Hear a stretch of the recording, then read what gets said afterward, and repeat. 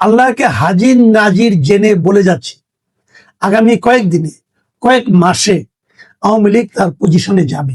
আসসালামু আলাইকুম প্রিয় দর্শক, বঙ্গবীর কাদের সিদ্দিকী বীর মুক্তিযোদ্ধা এবং উনি কৃষক শ্রমিক জনতা লীগের প্রতিষ্ঠাতা সভাপতি।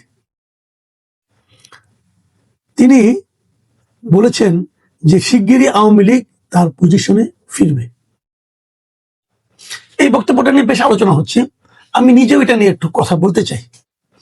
এই বঙ্গবীর কাদের সিদ্দিকী সম্পর্কে আপনারা সবাই জানেন, ওনাকে নতুন করে পরিচয় করে দেওয়ার কিছু নেই। ওনার মুক্তিযুদ্ধে যে বিশাল অবদান, সেই অবদানও অতুলনীয় অবদান ওনার। কিন্তু তারপর আমরা দেখেছি যে উনি একসময় আওয়ামী লীগ করতেন, আওয়ামী লীগের এমপিও হয়েছিলেন, তারপর উনি আওয়ামী লীগ ত্যাগ করেছেন। তার বিভিন্ন সময় আমরা শুনেছি যে উনি আবার আওয়ামী লীগে ব্যাক করতে পারেন, করার চেষ্টাও দু একবার করেছিলেন কিনা জানি না, তো শোনা গিয়েছিল উনি চেষ্টা করেছিলেন। শেষ পর্যন্ত আওয়ামী লীগে ওনারা ফেরা হয়নি। শেখ হাসিনার সঙ্গে ওনার বিরোধ ছিল, আবার শেখ হাসিনাকে উনি তার বোন হিসেবেও মানতেন এবং ডাকতেন। এক বিচিত্র চরিত্র ওনার, তবে ওনার পার্সোনালিটি এটা শ্রদ্ধা করার মতো। এবং সবসময় উনি কথা বলতে যে কারোকে সমীহ করে কথা বলেন, এমনটা আমার কখনো মনে হয়নি। যেটা উনি ভালো বুঝেন সেটাই বলেন এবং বেশ দৃঢ়তার সঙ্গেই বলেন। ওনার মাঝে কিছু কর্মকাণ্ড নিয়ে আমার নিজের মনে খুব দুঃখ ছিল। সেটা হলো উনি মাঝখানে জামাত সংশ্লিষ্টতার অভিযোগ ওনার বিরুদ্ধে উঠেছিল। উনি জামাতের পত্রিকায় লিখতেন, উনি জামাতের টেলিভিশনে অনুষ্ঠান উপস্থাপনা করতেন, এগুলো নিয়ে বেশ বিতর্ক হয়েছিল। এবং অনেকে এমনও বলেছিলেন যে এইগুলি করার পেছনে নাকি ওনার বেশ নগদ প্রাপ্তির কিছু ব্যাপার স্যাপার কাজ করেছিল। যাক, সেগুলি এক কথা, অত দীর্ঘ আলোচনায় যাচ্ছি না। কিন্তু আমি যে কথাটা বলতে চাচ্ছি যে ওনার যে পার্সোনালিটি, সেটা হলো যে উনি মানে যেটা ভালো মনে করেন সেটা নির্দ্বিধায় এবং দৃঢ়তার সঙ্গে উচ্চারণ করার একটা সৎ সাহস ওনার আমি সবসময় দেখেছি। সেই কাদের সিদ্দিকী বলেছেন, কালের কণ্ঠের একটা অনলাইন টক শো আছে, সেই টক শোতে যে উনি এই কথাগুলি বলেছেন। উনি কি বলেছেন সেটা আমি আপনাদেরকে একটু ওনার কথা থেকে পড়ে শোনাই। উনি বলেছেন, আল্লাহকে হাজির নাজির জেনে বলে যাচ্ছি, আগামী কয়েকদিনে, কয়েক মাসে আওয়ামী লীগ তার পজিশনে যাবে। কিন্তু শেখ হাসিনার নেতৃত্বে আওয়ামী লীগ যা করে গদিচ্যুত হয়েছে, তা যদি করে আওয়ামী লীগ আবার ডুববে। উনার এই যে কথাটা, এই কথার মধ্যে কিন্তু একটু অস্পষ্টতা আছে। অস্পষ্টতা এই কারণে, উনি বলছেন, প্রথমে বলছেন কয়েক দিনে, তারপরে বলছেন যে কয়েক মাসে, তারপর বলছেন আওয়ামী লীগ তার পজিশনে যাবে। এই যে পজিশনে যাবে, কথার অর্থ কি? মানে আওয়ামী লীগ সর্বশেষ যে পজিশনে ছিল সেই পজিশনে যাবে? এটা কিন্তু ক্লিয়ার না। আওয়ামী লীগ সবশেষ কোথায় ছিল? আওয়ামী লীগ সবশেষ সরকারে ছিল। তা আওয়ামী লীগ কি সরকারে যাবে? এবং সেটা কয়েক দিনে অথবা কয়েক মাসে যাবে? আমি ওনার সঙ্গে একমত না। এটা আওয়ামী লীগ কয়েক দিনে বা কয়েক মাসে তার পজিশনে যাবে না। সেই যাওয়ার মতো কোনো বাস্তবতা আমি দেখতে পাচ্ছি না। দেশের মানুষ আওয়ামী লীগকে কয়েক দিনে অথবা কয়েক মাসের মধ্যে আবার আগের মতো করে ক্ষমতায় বসাবে, এরকম মনে করার মতো কোনো কারণ আমি দেখি না। তারপর উনি বলেছেন যে কিন্তু শেখ হাসিনার নেতৃত্বে আওয়ামী লীগ যা করে গদিচ্যুত হয়েছে, তা যদি করে আওয়ামী লীগ আবার ডুববে। মানে আবার ডুববে মানে কি? তাহলে একবার ভাসবে তারপর আবার ডুববে। মানে আওয়ামী লীগ ভাসবে কিনা সেটাই তো নিয়ে আলোচনা হচ্ছে। তো আপনি আওয়ামী লীগকে এক মাসের মধ্যে, কয়েক মাসের মধ্যে উঠিয়ে আবার ডুবিয়ে দিচ্ছেন। যদি আওয়ামী লীগ আগের মতো আচরণ করে তাহলে তো ডুববেই। শেখ হাসিনা যে আচরণটা করেছিলেন, ওই আচরণটা যে কোনো দল করুক, আওয়ামী লীগ করুক, যে কোনো দল করুক, সেই তো ডুবতে বাধ্য। কারণ শেখ হাসিনা মূলত কি কাজটা করেছিলেন? উনি মূলত জনগণের ক্ষমতাকে অস্বীকার করেছিলেন, জনগণের ক্ষমতাকে উনি অপমান করেছিলেন। জনগণের ক্ষমতাটা কি? ভোট দেওয়ার ক্ষমতা।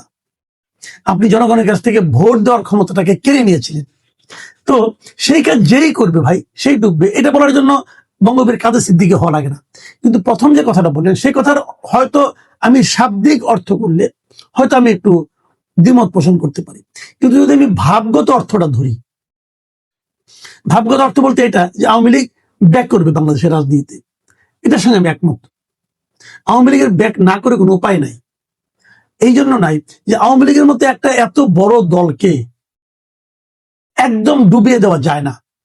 একদম নিশ্চিহ্ন করে দেওয়া যায় না। এটা যারা না মানবে তারা ভুল করবে, এবং সেই না মানার প্রবণতা কিন্তু আমি সমাজে দেখি। ডক্টর মোহাম্মদ ইউনূস একটা নির্বাহী আদেশে, একটা কালো আইনের মাধ্যমে আওয়ামী লীগের রাজনৈতিক কর্মকাণ্ডকে নিষিদ্ধ করেছিলেন যতদিন না আওয়ামী লীগের বিচারটা শেষ হয় ততদিনের জন্য। তো আওয়ামী লীগের বিচার কি শুরু হয়েছে? শুরু হয়নি। এটা হলো একটা শুভঙ্করের ফাঁকি। আপনি যদি আওয়ামী লীগের বিচার যদি এখন 10 মাস পরে শুরু করেন, অথবা 1 বছর পরে শুরু করেন, 10 বছর পরে শুরু করেন, তাহলে তো ততদিন বিচার হবে না। তাহলে ততদিন আওয়ামী লীগ কি নিষিদ্ধ থাকবে? ততদিন আওয়ামী লীগ কোনো পলিটিক্যাল মানে কাজকর্ম করতে পারবে না? এটা সম্ভব না।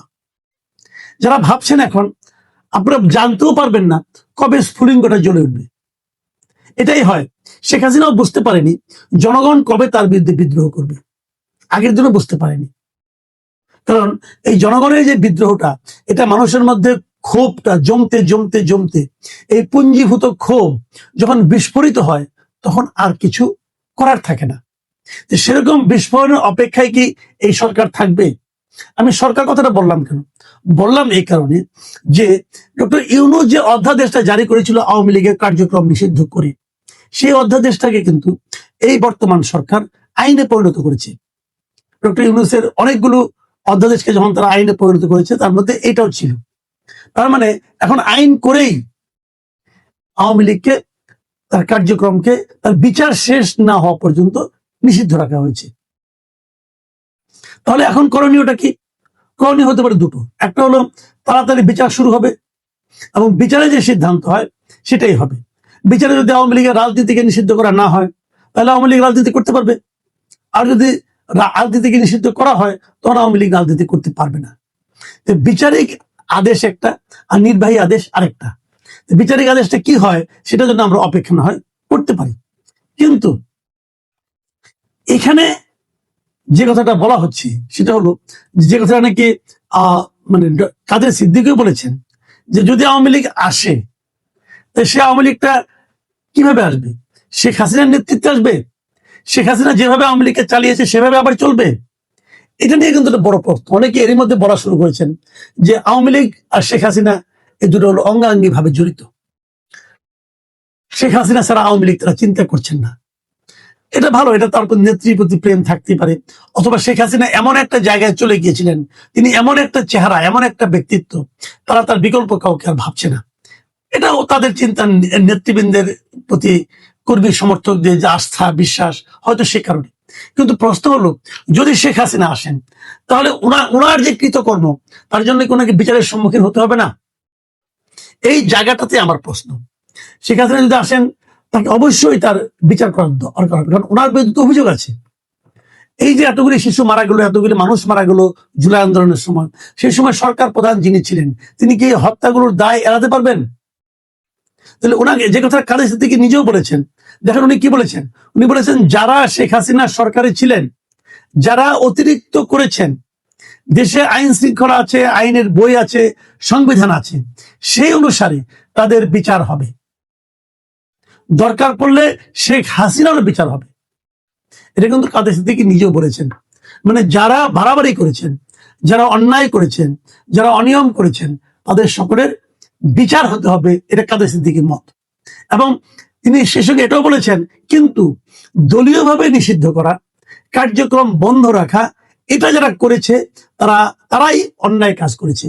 যে কথাটা আমিও বললাম, আমি ওনার সঙ্গে একমত। কিন্তু যে আপনি দল নিষিদ্ধ করতে পারেন না। আমি একটা উদাহরণ প্রায় দিয়ে থাকি, সেটা হলো, আপনি ধরেন একটা আপনার স্কুল অথবা একটা ছাত্রাবাস, তার পাশ দিয়ে ছাত্ররা রাস্তা দিয়ে হাঁটাহাঁটি করছে, সেখান দিয়ে একটা বাস যায়, এক বাস চাপা পড়ে হয়তো 2জন ছাত্র মারা গেল, স্টুডেন্ট মারা গেল। এখন স্টুডেন্টরা ক্ষিপ্ত হলো, ক্ষিপ্ত হয়ে বাসটাকে ধরলো, ড্রাইভারকে একটু গণপিটুনি দিল। তারপর আপনি করণীয়টা কি? আপনাকে ড্রাইভারকে পিটাতে পিটাতে মেরে ফেলবেন? আপনার দায়িত্ব হলো সে ড্রাইভারকে ধরে আইন প্রয়োগকারী সংস্থার হাতে সোপর্দ করা। তারা বিচার করবে এই ড্রাইভার কি অন্যায় করলো, কি অন্যায় করলো না সেটা। কিন্তু আমরা কি দেখি প্রায়, যে বাসটাকে আগুন ধরিয়ে দেওয়া হয়। বাসটার কি অপরাধ? বাসটা কি নিজে নিজে যে এই ছাত্রদের উপর উঠে পড়েছিল? তা তো পড়েনি। ছাত্রদেরকে মেরেছে ড্রাইভারের কারণে। ড্রাইভার ছাত্রদেরকে বাসটা চালিয়ে ছাত্রদের উপর উঠিয়ে দিয়েছে। তা দায় থাকলে ড্রাইভারের হবে। এখন আপনি যদি বলবেন এই যে ড্রাইভার 3 দিন 4 দিন ধরে না ঘুমিয়ে কাজ করছিল, তার মধ্যে ক্লান্তি ছিল, এই জন্য এরকম হয়েছে। আবার অনেকে বলতে পারেন তিনি হয়তো কিছুটা পানাহার করেছেন, কিছু পান করেছেন। অনেক ড্রাইভার তো মদ খায়, হয়তো খেয়েছেন, সে কারণে করেছেন। যে কারণেই করেন, বাসের স্টিয়ারিংটা যার হাতে ছিল তাকেই দায়িত্বটা নিতে হবে। তো জুলাই আন্দোলনের সময় বাসের স্টিয়ারিংটা কার হাতে ছিল? শেখ হাসিনার হাতে ছিল, শেখ হাসিনার মন্ত্রীবর্গের হাতে ছিল। তাহলে ড্রাইভার, কন্ডাক্টর এবং অ্যাসিস্ট্যান্ট যারা ছিল, এদের সবাইকে বিচারের আওতায় আনেন, কোনো আপত্তি নেই। কিন্তু আপনি বাসটাকে পুড়িয়ে দেবেন কোন যুক্তিতে? তো আওয়ামী লীগের শাসন আমলে আওয়ামী লীগ যারা চালাতো তারা এই কাজগুলো করেছে। ভাবুন তো একবার, এই আওয়ামী লীগ তো 96 সালে ক্ষমতা এসেছিল, তখন কি তারা এরকম করেছে? করেনি তো। এই আওয়ামী লীগ তো স্বাধীনতা সংগ্রামে আমাদের নেতৃত্ব দিয়েছে, তখন তারা এরকম করেছে? করেনি তো। কাজেই এই আওয়ামী লীগ যখন এই দুঃশাসনগুলি চলেছে, তখন এই আওয়ামী লীগের নেতৃত্বে যারা ছিল, এটা তাদের দোষ, তাদের ভুল, তাদের অপরাধ। আপনারা তাদের বিচার করেন। পুরো দলটাকে তো আপনি এভাবে বন্ধ করে দিতে পারেন না। এই দলে অনেক নিবেদিত প্রাণ কিন্তু নেতাকর্মী আছে, যারা নাকি আওয়ামী লীগের আদর্শে বিশ্বাস করে।